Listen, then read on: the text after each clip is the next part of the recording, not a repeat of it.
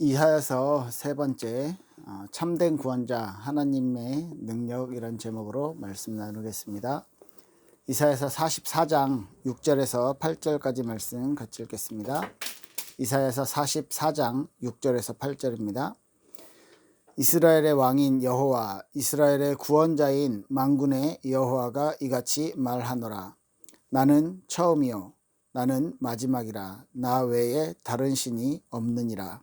내가 영원한 백성을 세운 이후로 나처럼 외치며 알리며 나에게 설명할 자가 누구냐 있거든 될 일과 장차 올 일을 그들에게 알릴지어다.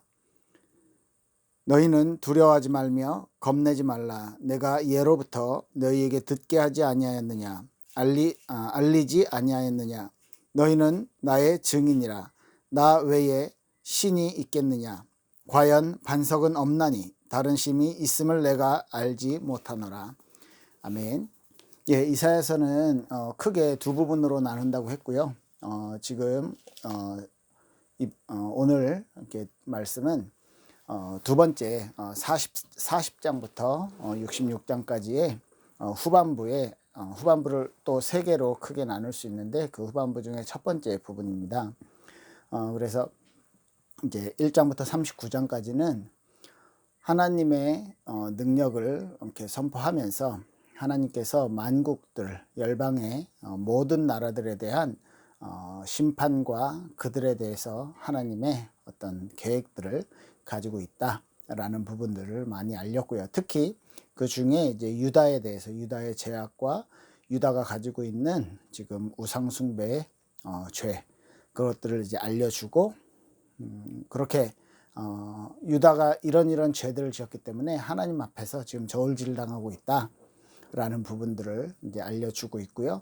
그리고 이제 그 39장까지의 전반부에서의 이제 뒷부분에 보면, 이제 지난주에 살펴봤던 히스기야 왕의 어떤 의미에서 다윗 왕 이후로 가장 믿음이 좋고 하나님이 이제 기뻐하시는 왕이었지만, 그 히스기야 왕 또한 이제 큰 응답을 받고요. 아수르 군사와의 이제 전쟁에서도 승리하게 되고, 그리고 생명 연장받는 그런 응답까지도 받았지만, 히스기야는 이제 교만해졌고, 또 마땅히 바벨론 사신들이 오면 하나님께 영광을 돌리고 하나님이 우리에게 주신 은혜들을 설명하고, 쉽게 말해 복음을 전해야 할 그런 입장이었지만, 히스기야 왕은요, 자신의 어떤 나라의 보물 창고를 보여주고 군사력에 대해서 이제 설명을 해주고, 우리가 이렇게 강한 나라다라고 알려주고, 그때 당시에 아마 바벨론은 이제 한창 성장하고 있는 나라였기 때문에 아마 잘 갖춰져 있는 이스라엘에서 뭔가를 배우려고 했을 수도 있었을 것입니다. 그런데요, 그 히스기야 왕의 그 행동, 그것 때문에 하나님께서는요, 이사야 선지자를 통해서 바벨론의 전쟁에서 지게 될 것이고, 많은 사람들이 이제 바벨론으로 끌려가게 될 것이다 라는 예언을 이제 하게 되죠. 그 모든 상황들 안에서 이제 보면 하나님께서 모든 역사와 그리고 주변 나라들과의 정세, 그리고 그 주변 나라들의 흥망성쇠 안에서 이 하나님의 언약의 일들을 해 나가시는 것을 우리가 알 수 있고요. 그 39장까지의 그 내용 중에서 우리가 딱 하나 분명히 붙잡아야 될 것은, 지난주에 말씀을 드렸듯이 억지 선교라는 단어예요. 우리에게 하나님이 분명히 사명을 주셨는데, 우리를 통해서 하나님께서 해야 하실 일이 있는데, 하나님은요, 하나님의 계획을 바꾸시지 않으십니다. 하나님은요, 하나님의 계획이 이루어질 수 있도록 하나님께서 모든 이제 필요한 것들을요 만드시기 때문에, 그리고 그 모든 것들이 하나님의 뜻을 이루어가는 과정 중에서 일어나는 이제 일들로서 하나님 만들어 가시기 때문에요. 그래서 하나님의 백성들이 순종하고 하나님의 계획에 따라가고 하나님이 기뻐하시는 방향으로 이미 방향을 잡고 그것들을 하면, 하나님은요, 다윗 때, 솔로몬 때처럼, 히스기야 때처럼요, 군사적으로 물질적으로 풍성함들을 허락하시고요. 하지만 하나님께서요, 그 사명을 감당하지 않고 영적인 타락과 그리고 하나님을 잊어버리고 자기 자신의 의와 자기 자신의 어떤 능력들을 이렇게 나타내기 시작하면 이제 주변 나라들을 활용해서 하나님께서 이제 이스라엘을 건드리게 되는 거죠. 하나님의 백성들을 건드리게 되는 거죠. 그렇게 해서 하나님께서 많은 징벌도 하시고요. 이스라엘에게 하나님께서 이제 경고도 하시면서 중요하게, 아주 가장 중요하게 이제 언약적인 부분들, 하나님이 가장 중요하게 생각하는 이 메시아의 언약에 대해서 이제 잃어버리고 놓치고 했을 때는 하나님께서 큰 사건들을 계획하시는 거예요. 예를 들면 아브라함 때에 그 하나님과 언약을 세우는 데 있어서 이제 저기를 제물들을 이렇게 반으로 쪼개는 이제 그 예식을 하게 하셨는데, 소는 쪼개고 양은 쪼갰는데 새는요 너무 작아서 그랬는지 아브라함이 쪼개지 않았어요. 그러니까 피를 흘리지 않고 하나님과의 계약을 맺으려고 한 거죠. 그것에 대해서 하나님은요 그날 밤에 400년 동안 이스라엘이 하나님 앞에서 이제 그 언약을, 아브라함이 언약 전달해야 될 시조였던 아브라함이 그 언약을 놓쳤기 때문에 그 언약을 진하게 설명하시기 위해서 400년 동안 노예 생활을 계획하게 하셨죠. 그러고 나서 이제 가나안 땅으로 들어가서 이제 왕정 시대를 거쳐서 지금 벌써 거의 한 1000년 가까이 천년이 한 700년 가까이 지내왔죠. 그러는 이제 그렇게 지내오면서 가나안에서 정착해서 살면서 이제 모든 나라가 타락을 하고 주변 모든 나라들의 우상의 영향을 받고, 그리고 겨우 이제 하나님의 복음을 회복하려는 히스기야가 또 이런 실수들을 하게 되면서 하나님이 이제 바벨론에 대한 계획, 바벨론의 포로로 가게 되는 계획들을 이제 만드신 것입니다. 자, 이제 그런 과정들 중에서 지금 40장으로 넘어오면서 이제 전반부는 7장씩, 이 40장부터 66장까지의 27장에서는요 9장씩 나눠서 크게 세 부분을 볼 수 있는데, 지금 첫 번째 오늘 보는 이제 사건들은요, 하나님이 참된 구원자이시고 하나님은 구원을 주실 충분한 능력이 있는 분이다 라는 부분들을 이제 강조하게 돼요.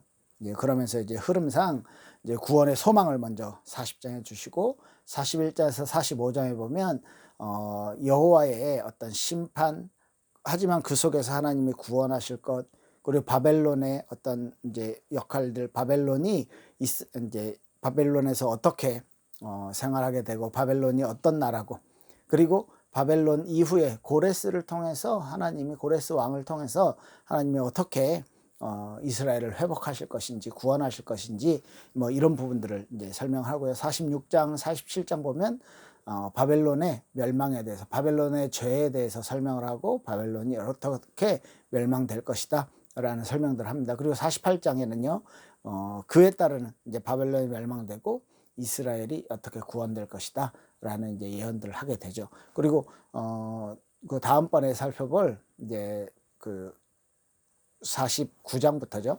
49장부터 보면 그 내용들은 이제 그리스도의 어떤 고난에 대한 진짜 그냥 단순히 한 나라의 한 시대를 구원할 구원자 말고, 하나님이 처음부터 아담 하와 때부터 계획하셨던 전 인류의 구원자, 전 인류를 구원할 메시아에 대한 이제 약속들을요 아주 구체적으로 어떤 고난을 당하고, 그러면 그렇게 고난을 당하는 이유가 뭐냐면 너희가 그만한 죄 가운데 있고 너희가 그만한 악을 저질렀다라는 부분들을 알리시는 거죠. 그리고 이후에 마지막 부분이 새로운 하나님이 이제 주시는 응답의 나라, 하나님이 주시는 새 하늘 새 땅에 대한 이제 새로운 미래에 대한 그런 비전들을 이제 주시게 되는 것입니다. 이제 구원받은 자의 삶인 거죠. 자, 이런 부분들을 이제 앞으로 세 번에 나눠서 더, 지금 오늘 이사야서 세 번째 말씀인데 앞으로 두 번 더 이제 나눠서 이제 살펴보도록 하겠습니다. 네, 이제 오늘 지금 40장부터 48장까지의 내용 중에서 하나님께서 우리에게 꼭 알게 하시고자 하는 것은 크게 단어를 두 가지를 여러분들은 기억하시면 될 것입니다. 하나님만이 이 인생의 모든 세상에 참된 구원하실 수 있는 능력을 가지신 분이다. 첫째, 능력이 하나님의 구원자 되신 하나님의 능력. 그래서 제목을요, 참된 구원자 하나님의 능력 이렇게 잡았고요. 두 번째 단어는요, 그 하나님이 저와 여러분들이죠. 우리 하나님의 백성, 이스라엘의 지금 이제 이사야서에서 표현하기로는 이제 이스라엘들, 유다 백성들이죠. 하나님의 백성들에게 어떠한 마음과 어떠한 사명을 갖고 살길 원하시는가, 그건데요. 한 단어로 얘기하자면 너희는 나의 증인이다, 이렇게 말씀해요. 그게 이제 아까 읽었던 본문에 8절에 나오죠. 6절에 보면 이스라엘의 왕인 여호와, 이스라엘의 구원자인 만군의 여호와, 나는 처음이요 마지막이고 다른 신은 없느니라, 분명히 말씀하셨어요. 그리고 8절에 보면 두려워하지 말아라, 겁내지 말아라, 너희는 나의 증인이다. 그렇기 때문에 내가 나의 증인으로 너희를 세웠기 때문에 너희를 보호하고 너희를 완전하게 지켜줄 것이다. 그러니까 두려워하지 말아라. 나 외에 다른 신이 어디 있냐? 없다. 얘기하시는 거죠. 먼저요, 하나님의 능력에 대해서 좀 이제 이야기를 나눠보면요. 여러분 뭐 창조주 하나님에 대해서는 너무너무 잘 아시잖아요. 하나님이 세상을 만들었다라고요. 이 세상을 만드는데 하나님께서 만드신 세상이 단순히 그냥 하나님 만들어 놓고 뭐 알아서 잘 돌아가겠지 하고 그냥 이렇게 손을 놓고 이제 구경하는 그런 하나님이 아니라는 거예요. 하나님이 만든 것은요, 만든 것 자체도 아무것도 없는 완전 무에서 하나님이요, 이 별을 만들고 우주를 만들고 그 속에 지구를 만들고. 근데 왜 이렇게 크게 만들었을까? 그냥 인간들이 지구에만 살고 있으면 지구만 잘 만들어 가지고 지구만 뭐 예를 들면 태양계만 이렇게 잘 돌려도 될 텐데, 몰라요. 왜? 하나님 마음이죠. 하나님이 필요하니까, 이유가 있으니까 만들었겠죠. 근데 하나님의 창조는요, 정말로 아무것도 없는, 그래서요, 우주처럼 우주 우리가 생각할 때 정말 한도 끝도 없잖아요. 빛의 속도로 날아가도 뭐 몇천만 몇만 광년 뭐 이렇게 얘기하는데, 그렇게 해도 끝을 알 수가 없는 그 지구예요. 그 우주예요. 그 우주가 놓여질 만한 어떤 스페이스가 있어서, 그런 공간들이 있어서 하나님은 거기에다 만들었냐? 그것도 아니에요. 정말로 아무것도 없는 곳에서 하나님께서 그 공간조차도 만드시면서 우주를 펼치시고 거기에 태양계와 지구를, 그 다음에 지구 안에 저와 여러분들을 만드셨다는 거예요. 그리고 하나님이 시작과 마지막이다라고 말씀하시는 것은요, 하나님이 이 창조를 시작하셨기 때문에 시간이 시작이 된 거예요. 그러니까 하나님 자신은 시간의 어떤 시간에 어떤 제약을 받지 않으시는 존재죠. 그러니까 시공간을 초월하는 존재인 거예요. 공간조차 하나님이 만드셨기 때문에, 시간조차 하나님이 만드셨기 때문에. 우리가 받아들일 때, 우리 인간이 받아들일 땐 그 부분이요, 그냥 막연해요. 왜? 인간은 경험해보지 못했기 때문에. 그런데 하나님의 창조는 우리가 생각하고 상상하고 우리가 막 이렇게 막 어마어마하게 큰 것들을 상상하지만 그것보다 훨씬 더 초월하는 어느 정점에 하나님이 계신다는 거예요. 그런 창조. 그 창조하신 모든 창조물들이 하나님께서 보존하고 계신다. 하나님이 붙잡고 계신다. 이렇게 생각하십시오. 하나님이 나의 몸을 이렇게 유지하게 하시지 않으면 그 순간 나는 소멸이 돼버려. 없어져. 왜? 하나님이 창조하셨는데 완전 아무것도 없는 것에서 만들었기 때문에 이걸요, 유지하기 위해서 모든 제 몸에 뭐 대략 60조 정도의 세포가 있다고 해요. 인간의 몸에. 뭐 저처럼 좀 등치가 큰 사람들은 더 많고 작은 사람들은 좀 적고. 그런데 이 세포가요, 하루에 몇천억 개가 죽고 몇천억 개가 다시 살아나요. 다시 태어나요. 이 모든 활동들을 하나님이 다 관여하시고, 그러면 나 혼자가 아니잖아요. 이 세상에 70억의 인구에 거기다 60조를 곱해보세요.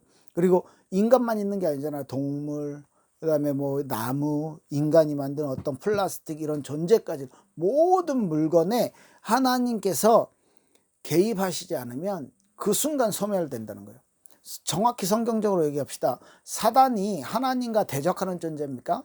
아니요.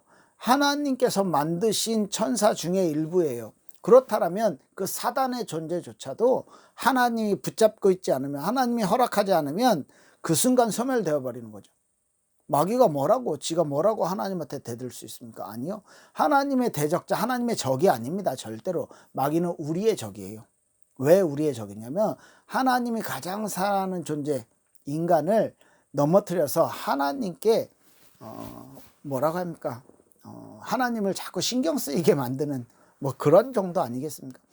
우리가 자꾸 속아 넘어가니까 마귀가 신나서 활동을 하는 거고요. 자, 하나님의 창조와 하나님의 보존의 법칙, 그 보존이라는 걸 잘 아셔야 돼요. 우리는 인간들은요, 뭔가를 만들어 놓으면 뭔가를 새롭게 멋있게 만들었어요.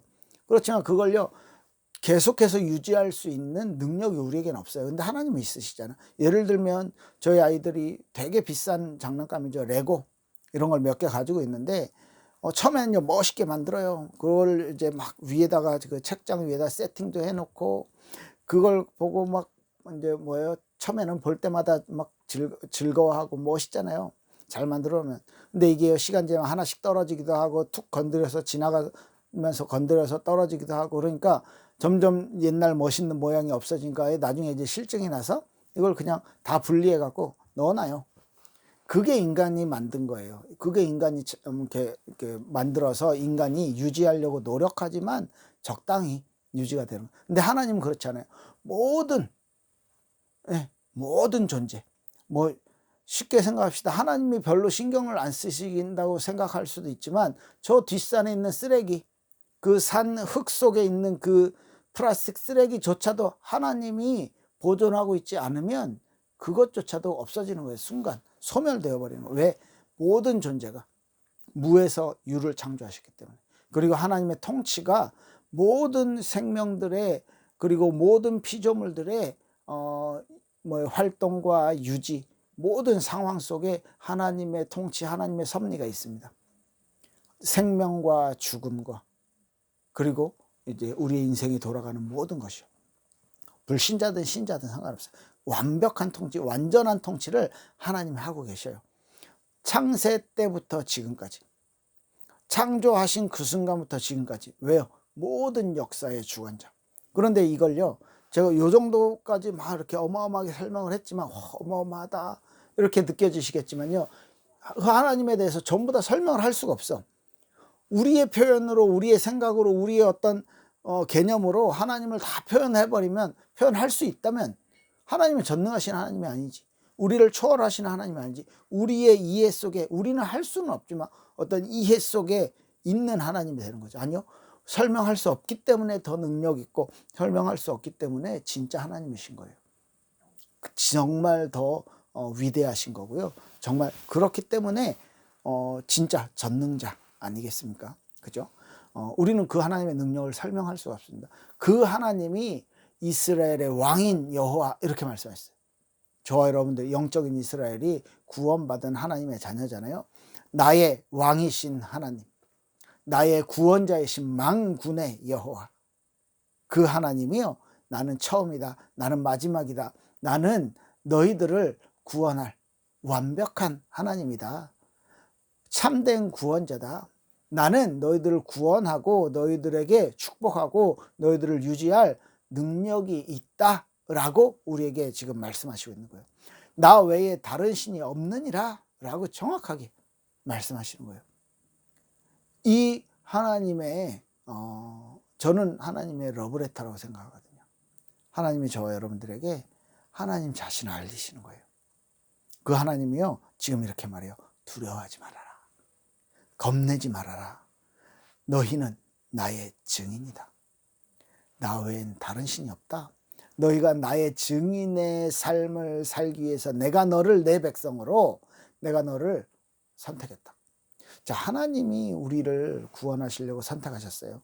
그 구원의 선택 안에는 하나님의 무한한 사랑과 무한한 하나님의 능력이 들어있는데 우리의 어떤 행위가 아닌, 우리의 어떤 잘남이 아닌, 우리의 어떤 탤런트를 가지고 있기 때문에가 아니라, 하나님이요, 예를 들면 뽑기 같은 거 있잖아. 100개 중에 이렇게 이게 딱 골라내는 거예요. 근데 그건 진짜 내 맘대로 하는 거잖아. 하나님은 그 안에 뭐가 있는지는 아시긴 하시지만, 우리는 뭔지 모르고 뽑고, 뭔지 알면 우리가 다 로또에 당첨이 되겠죠. 하나님께서 선택하시는 그 선택은 정말로 우리에게 있어서 은혜로 선택받은 거예요. 자, 그렇게 됐을 때 우리를 은혜로 선택해 주신 우리에게 하나님이 원하시는 게 하나 있다는 거죠. 내 증인이 되라. 딱 하나예요. 아브라함 때 아브라함을 불러서 이스라엘 민족을 시작하게 하시면서 하나님이 계획하셨던 게 뭐냐면, 네 후손을 통해 모든 민족이 복을 받게 할 것이다. 그게 이유예요. 왜? 노아 홍수 이후로 다시 새로운 시작을 했지만 인간은 타락하기 바빴어요. 결국은 바벨탑을 만들어서 하나님께 대적을 했어요. 그 모습들을 보면서 하나님이 안 되겠다, 한 민족과 한 나라를 세워서 한 지역에서부터 이 복음운동을 시작해서 모든 나라에 영향을 주는 응답을 그들에게 주어야 되겠다. 그래서 아브라함을 불러서 가장 적절한 장소 가나안. 왜요? 위에는 메소포타미아 문명이, 밑에는 이집트 문명이, 오른쪽에는 겐지스강이 있는 인도 문명이, 그 다음에 왼쪽에는요 그리스, 로마. 그러니까 그 주변에 모든 진짜 역사상 가장 강했던 강대국들이요 다 그 주변에서 일어났어요. 대단한 거죠. 그죠? 위에는 아시리아부터 밑에는 에집트, 그 다음에 왼쪽에는 블레셋, 오른쪽에는 그 바벨론, 그 다음에 페르시아, 그런 왕국들, 바다 살짝 건너서는요 그리스, 그 다음에 그 건너편에는 이탈리아, 로마죠. 이 모든 이 전 세계에서 가장 강했던 강대국들이요 그 주변에 다 모여 있는 거예요. 어마어마한 하나님의 계획이 있는 장소라는 거예요. 그곳에서 하나님이 시작하게 하시면서 하나님에 대한 믿음, 이 증인되는 이 삶을 제대로 살면 내가 너희에게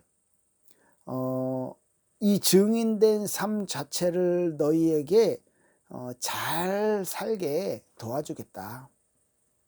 그런데 이 증인된 삶을 잘 살면 너희가 지금 그 자리에서 축복을 누리고, 우상숭배하고 타락하고 죄짓고 살면 너희가 완전히 벌받고, 그 다음에 하나님의 진노가 임하고 심판을 받게 되고, 어떨 때는 포로로, 어떨 때는 노예로. 이게 하나님의 증인대상. 근데 그게요 저주가 아니고, 그게 벌이 아니고, 벌이라기보단 사명을 감당을 못하니까 노예로 보내서 선교하게 하고, 포로로 보내서 선교하게 하고, 그게 하나님의 계획이었던 거예요. 하나님의 증인된 삶, 하나님이 주신 그 사명을 감당하는 삶, 그것이 하나님이 우리를 은혜로 선택하신 이유였다는 거죠. 그래서 하나님의 구원을 선포한 이사야 선지자가 이 말씀들을 선포하면서요 쭉 정리하면서 이스라엘에게 희망의 메시지를 던집니다. 하나님의 위로와 하나님이 구원하실 것이다. 바벨론의 포로가 되지만, 그렇지만 하나님이 그 바벨론에서 포로에서 돌아오게 하실 것이다 라는 희망의 메시지를 전하죠. 하나님의 말씀은 왜 영원히 설 것이다. 풀은 마르고 꽃은 시들지만 말씀은 영원히 설 것이다. 그리고요 하나님께서 하시는 모든 일들이, 하나님은 구원할 완벽한 능력을 가지고 있으시기 때문에 그 모든 것들에 있어서 하나님이 그것들을 이루실 것이다 라는 말씀들을 이제 전달을 하고 있는 거죠. 그래서 우리는요 하나님의 먼저 오늘 이게 포인트입니다. 말씀을 정리하자면 두 단어를 기억하세요. 참된 구원자이신 하나님은 그 구원의 모든 것들을 우리에게 주실 능력이 있으시다, 한 가지. 두 번째는요, 하나님이 그 능력으로 우리를 부르신 이유는 우리를 하나님의 증인으로 삼으시려고입니다. 이 두 가지를 기억하시고 정말로 하나님의 능력을 힘입어 저와 여러분들의 삶 속에, 우리 인생 속에서 하나님의 증인으로서의 삶을, 그 사명을 잘 감당하는 축복 누리시길 바랍니다. 우리 같이 기도하겠습니다. 하나님 감사합니다. 우리의 인생 속에, 우리의 미래 속에 하나님께서 우리를 완벽하게 능력으로 인도하여 주시길 바랍니다. 우리의 삶 속에, 우리의 모든 현장 가운데 하나님의 증인으로서의 증거 가진 자의 삶을 살게 하옵소서. 감사드리며 주 예수 그리스도 이름으로 기도합니다. 아멘. 감사합니다.